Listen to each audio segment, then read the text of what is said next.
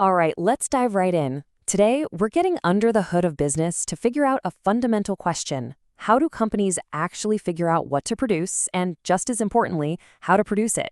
We're going to break down the theory of production and cost, but in a way that actually makes sense. On the surface, it seems pretty straightforward. But behind every single product you buy, there's a ton of strategy, a little bit of math, and a whole lot of tough choices. It's not just about having a great idea. It's about bringing that idea to life in the smartest, most efficient way possible. So how do they do it? Well, instead of just throwing a bunch of dry theory at you, let's make this practical. We're going to follow along with a new entrepreneur and watch as they use these very economic tools to take a simple idea and build it into a real profitable business. Okay, first things first.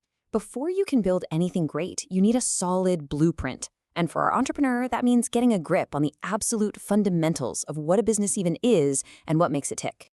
When you boil it all down, every business on the planet does this one simple thing.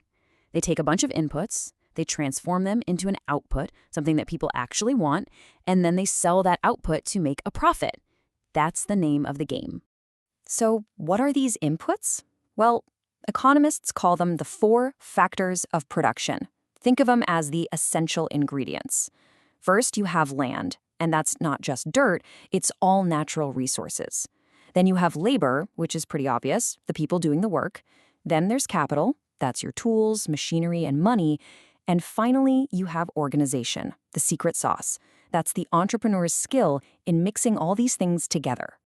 All right, so our entrepreneur has all the ingredients, but, just having flour, eggs, and sugar doesn't automatically get you a cake. You need a recipe. You need to know the right mix. How much of each ingredient do you need? Whoa, okay, don't let the math scare you. This is just the business's recipe card. All that top line says is that the amount you can make, your quantity, or Q, is a function of the labor and capital you put in. That's it. It's the formula that turns your resources into actual products. Now, let's get real for a second. In the real world, nobody has unlimited resources. Our entrepreneur can't just buy all the best machines and hire all the people they want. They've got to make some tough calls and smart trade-offs. And here's the classic problem every business owner faces, right? Do you invest your limited cash in a new, more efficient machine? Or do you just hire more people to get the job done? It's always a tug of war between capital and labor. And this is where economics gives us some really cool visual tools. So on the left, that curve, the isoquant, shows all the different combinations of workers and machines that can produce exactly 100 widgets. And that straight line on the right, that's the isocost line. That's your budget. That's reality. The most efficient choice, your sweet spot, is right where your budget line just barely kisses that production curve.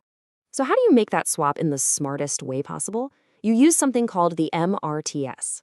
Yeah, it's a fancy name, but the idea is simple. It just tells you exactly how many workers you need to hire to replace one machine without losing any productivity. It's the rule for making the perfect trade-off. Okay, so we figured out how to produce things efficiently, but that's only half the battle, isn't it? We got to talk about the other side of the coin, the cold, hard costs. Because as you start to grow, things can get really complicated really fast. Oh man, this graph tells a story every manager knows deep in their bones. At first, you hire a new person, and things are amazing. Production just skyrockets. That's stage one. Then you hit stage two, you're in the zone, everything's humming along. But if you keep hiring, you hit stage three.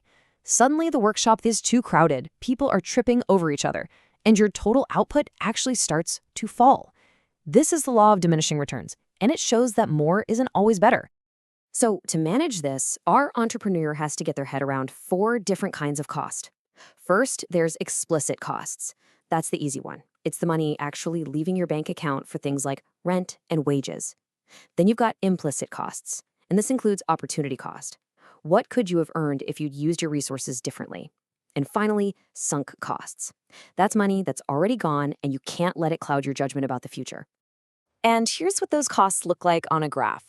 See that flat line? That's your fixed cost, like your rent. It stays the same no matter what.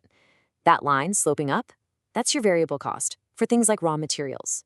The more you make, the more it costs. And when you stack them together, you get your total cost curve. It's a great way to see where all your money is going. All right, This is the moment of truth. We've got our production recipe, we know how to make smart trade-offs, we understand all our costs. Now it's time to put it all together to find the single most important number in any business. So what is it? What's that magic number? If you produce too little, you're leaving money on the table. But if you produce too much, your costs could spiral out of control and sink the whole company. There is a perfect answer, and economics shows us exactly how to find it. The secret is hidden right here, in the relationship between these two curves. That blue U-shaped line, that's your average cost, what each item costs to make, on average. Now that red line swooping up through it, that's the marginal cost, and this one is crucial. It's the cost to produce just one more unit. And that spot where they intersect, well, that's where the magic happens. Here's the golden rule. That point where the marginal cost crosses the average cost is the lowest point on the average cost curve.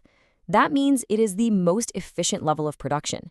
If you're producing at that quantity, you are running the tightest ship possible, minimizing your cost for every single unit you make. And really, that brings us to the ultimate takeaway. The decision of how much to produce is actually incredibly simple. As long as the money you get from selling one more item is more than what it cost you to make that one more item, you keep going. The second that flips, you stop. That is the secret to maximizing your profit. And so here it is, the entrepreneur's toolkit, all laid out. The production recipe, the rule for making trade-offs, the different types of costs. This isn't just theory from a dusty textbook. This is a practical, powerful set of tools that guides every single smart business decision. So think about it. The next time you grab a coffee, just look around. How many baristas are working? How big is the espresso machine? What's the price of your latte? The entire cafe is a living, breathing puzzle of land, labor, and capital, all optimized for profit. Once you see it, you'll start to see it everywhere.